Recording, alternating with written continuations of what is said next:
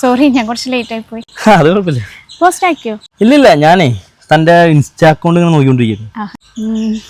Public account ആണല്ലേ, ഒരുപാട് followers ഉണ്ടല്ലോ. ഇവരൊക്കെ അറിയാം എവിടെ? എന്നാലും ഇവരൊക്കെ റിമൂവ് ചെയ്തേക്കട്ടാ. എന്നിട്ട് ഇത് പ്രൈവറ്റ് അക്കൗണ്ട് ആക്കി. പിന്നെ അത് മാത്രമല്ല, നമ്മുടെ അക്കൗണ്ടിൽ ഒരുപാട് ഫോട്ടോസ് ഇട്ടുണ്ട്. പക്ഷെ ഇത് ഈ നമ്മളറിയാത്ത ആളുകൾക്ക് എന്തിനാ കാണുന്നത്? അല്ല, ഇതെന്താ ഇങ്ങനത്തെ കോലത്തില്? കൊള്ളില്ലേ? ഏയ്, തനിക്ക് ചേർച്ചെന്ന് പറഞ്ഞാൽ ചുരിദാറും ഷോളൊക്കെ ഇട്ട് വരുന്ന ആ ലുക്ക്, അതാ കറക്റ്റ്.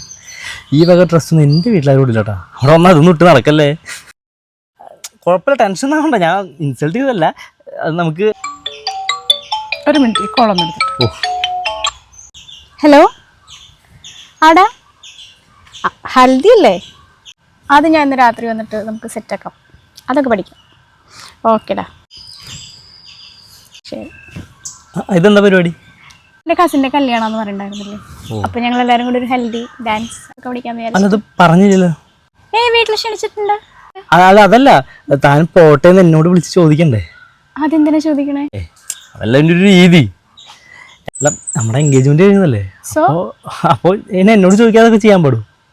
എൻ്റെ ചേച്ചി ഉണ്ടല്ലോ, എൻഗേജ്മെന്റ് കഴിഞ്ഞിട്ട് അളിയനെ വിളിച്ച് ചോദിക്കാതെ പുറത്തോട്ട് പോലും ഇറങ്ങാറില്ല കേട്ടോ. അതൊരു മര്യാദ അല്ലേ?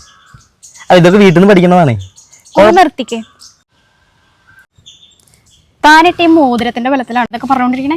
കുറെ നേരം ഞാൻ സഹിക്കണു. അത് പാടില്ല, ഇത് പാടില്ല. തനിക്ക് ആരെയാണ് വേണ്ടത്? കല്യാണം കഴിച്ചൊരു ലൈഫ് പാർട്ട്ണറിനെയാണോ അതോ തൻ്റെ ഇതൊക്കെ സഹിക്കുന്ന അടിമേനെയാണോ?